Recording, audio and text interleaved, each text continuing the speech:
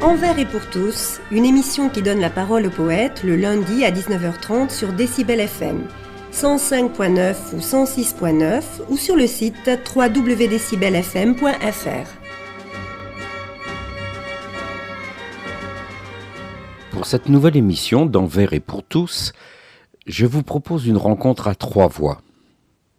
Tout d'abord, celle d'Anne-Marie Quérault, auteure, que j'ai déjà eu l'occasion de présenter aux auditeurs de Décibel FM à l'occasion de la présentation de 2 de ses ouvrages.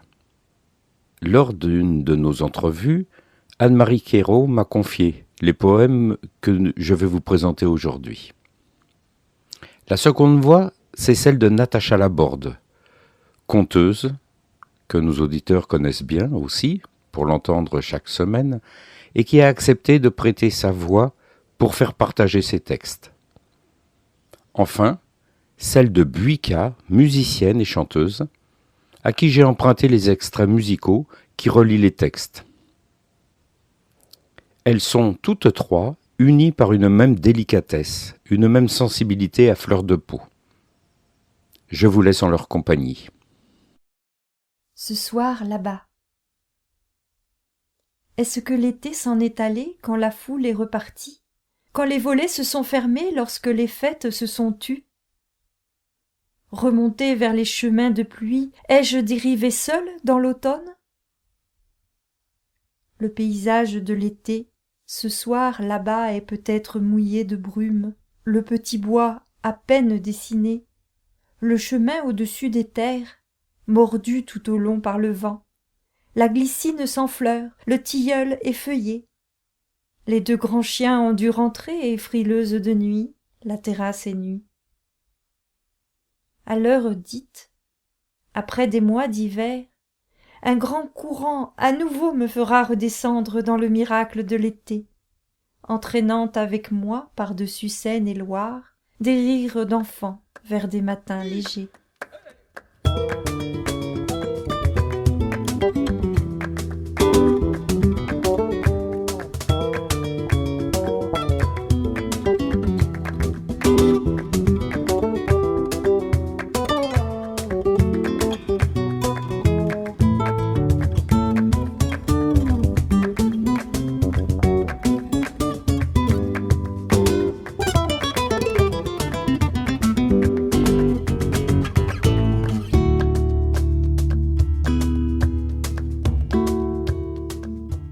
Tête de fleur.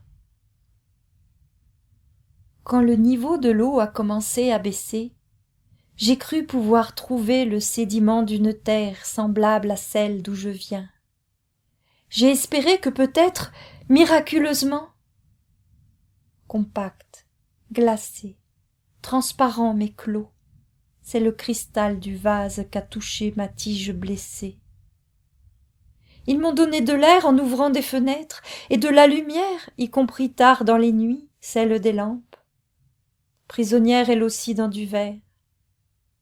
Ils m'ont remis de l'eau. Ils ont décidé qu'ainsi j'étais heureuse, sage, à demi aquatique, accoudée sur mes feuilles au balcon de cristal, sous un ciel de béton, j'ai attendu. La rosée et le soleil, et la pluie et ce vent, si léger et si doux qui passait, j'ai espéré que peut-être, miraculeusement. Leurs maisons servent à isoler des turbulences des saisons et à maintenir au-dedans, tiède et sec, un temps égal. Un matin, quelqu'un s'est aperçu que les signes frais de la vie commençaient à quitter ma tête et qu'elle penchait.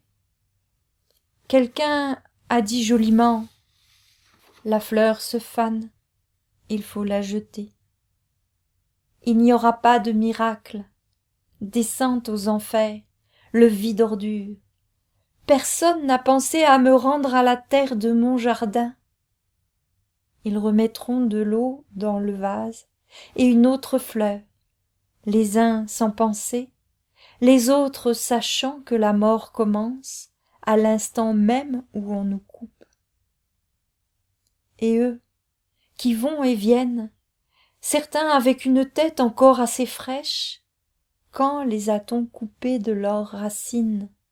Sans la terre et sans l'eau, vont-ils durer longtemps?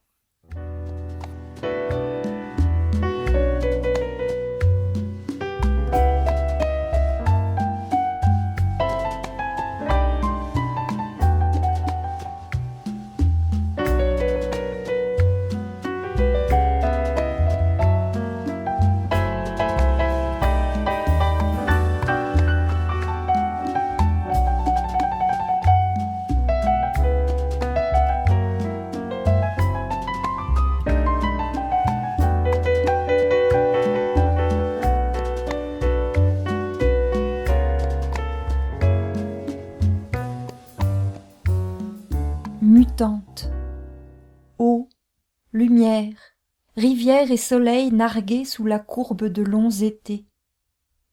Pour la rentrée, l'automne abrupt me cueillait fruits, petite fille lisse et dorée. J'ai suivi encore le soleil, mais humblement, en cachette derrière ma main, furtivement, le regard souvent redescendu sur les embûches du chemin. Et cette fois, l'été m'a fait une écorce brune, rude, ligneuse, striée. L'été a trouvé ce cœur enfoui. Il l'a réglé plus lent, plus sourd. Je ne serai plus jamais fruit, mais des automnes à revenir, je ne craindrai jamais plus les premiers souffles de vent frais.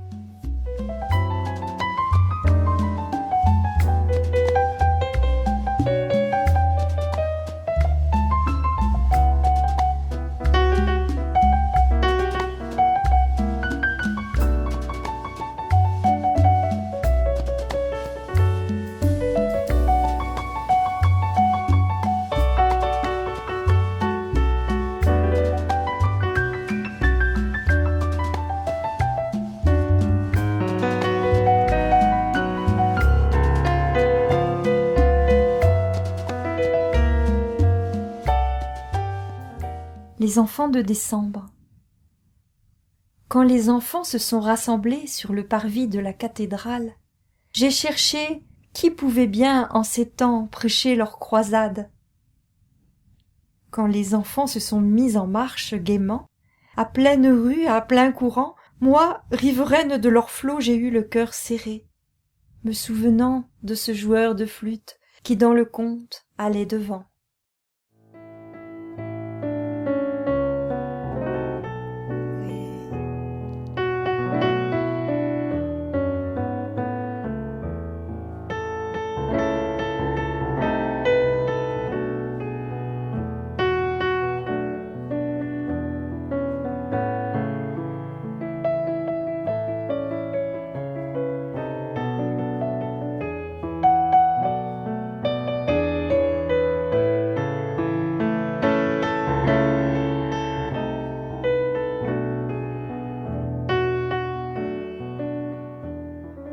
Morte peine.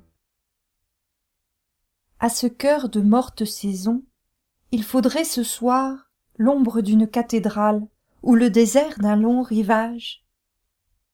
Dans l'ombre de la cathédrale, il faudrait un coin à pleurer, pendant que tonnent les orages et dans les ondes de silence tombées des orgues apaisés, sentir la peine s'en aller, sans la comprendre et sans la dire, sans qu'on s'en mêle et sans l'accompagner, puisqu'on ne sait pourquoi elle est. Il faudrait un rivage désert, long à l'infini, pour s'en aller marcher très loin contre la mer, sous un masque de vent et de sel, et que soit égarée, ensablée la peine, ou endiguée, ou emportée, sans la connaître et sans la retenir, plutôt qu'avoir à la noyer. L'ombre d'une cathédrale, le désert d'un long rivage, à ce cœur de morte saison qui sait, ce soir, ce qu'il faudrait.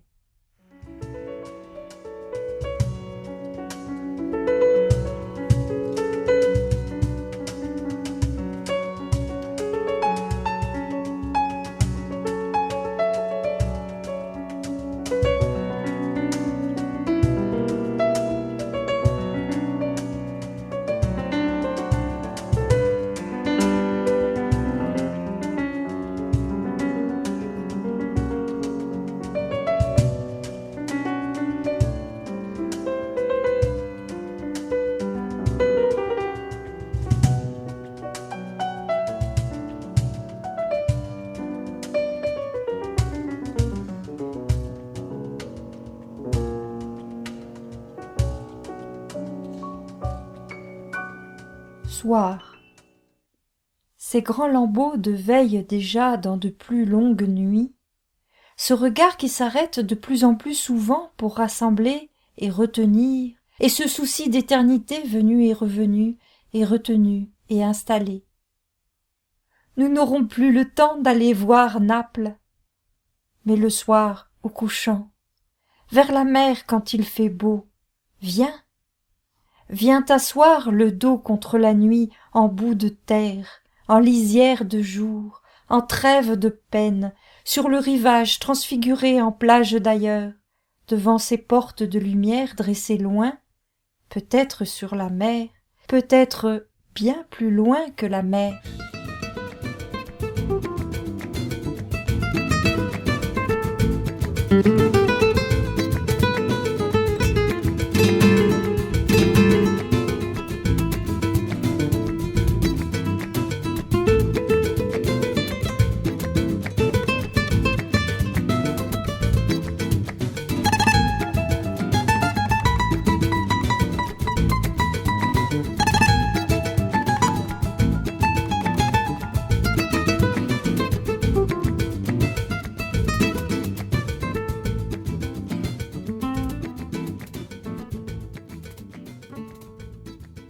Atlantique, Indien, Pacifique, Arctique ou Antarctique, frères différents selon vos latitudes, océan on vous nomme, vous êtes l'eau. Dès qu'on te croit plus petite, prise entre les continents et les îles, coulée dans les détroits arrêtés par un isthme, restée ailleurs intérieure fermée presque, mer on t'appelle, tu es l'eau. Entremêlant les mers, les océans, montés à grand fracas contre les caps extrêmes, pesantes obscures sur le gouffre des abysses, imprévisibles, légères parfois l'été au bord des plages, d'un seul tenant, indivise, insoumise, indomptable et incontrôlable.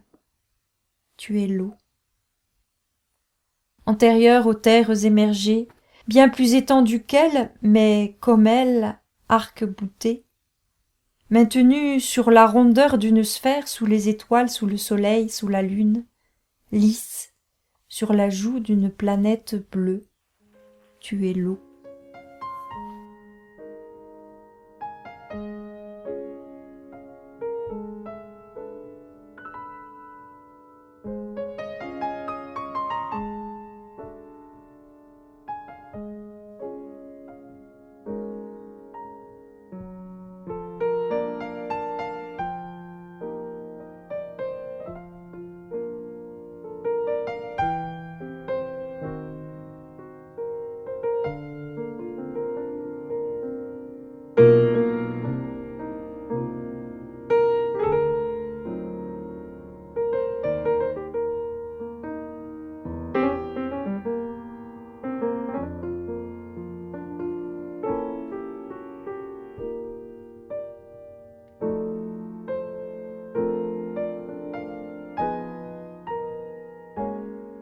Sur l'île. Sur l'île, longue au milieu du fleuve, j'irai vers la pointe extrême, au partage du vent, vers l'étrave qui divise les eaux, et pour quelques instants, ou une éternité, je serai prête pour le voyage, figure de proue.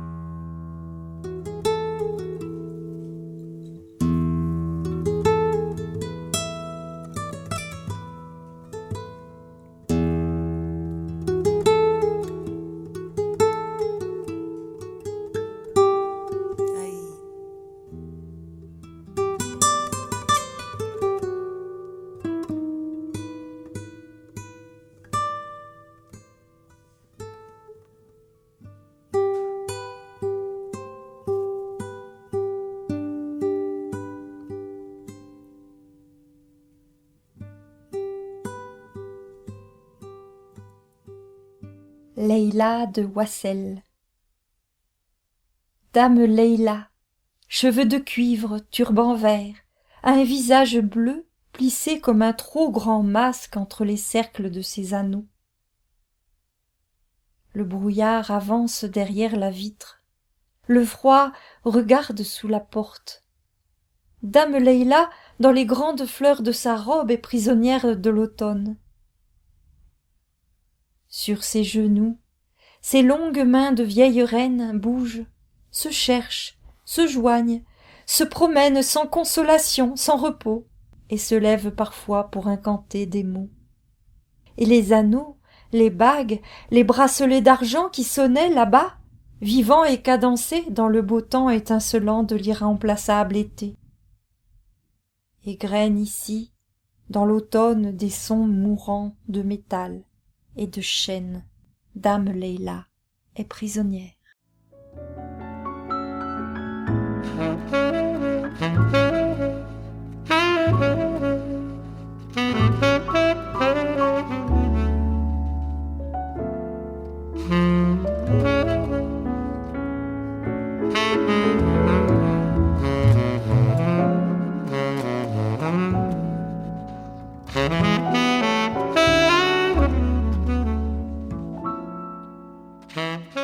Interrogation. As-tu rencontré l'âme de l'enfant, né ce même jour où on venait de t'emporter là-bas, de te quitter? Lui arrivait. Que sait-on de la vie sinon qu'elle est? Que sait-on de la mort sinon qu'elle est certaine? D'où venait-il cet enfant nouveau-né? Où es-tu?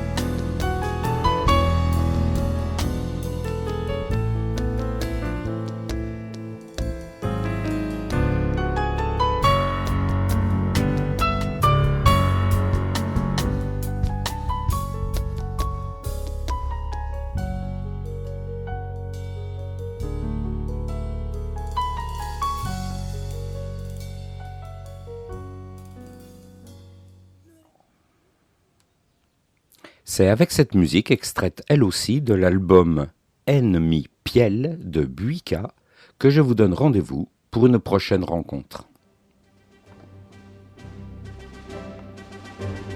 En vers et pour tous, une émission qui donne la parole aux poètes le lundi à 19h30 sur Décibel FM, 105.9 ou 106.9 ou sur le site www.decibelfm.fr.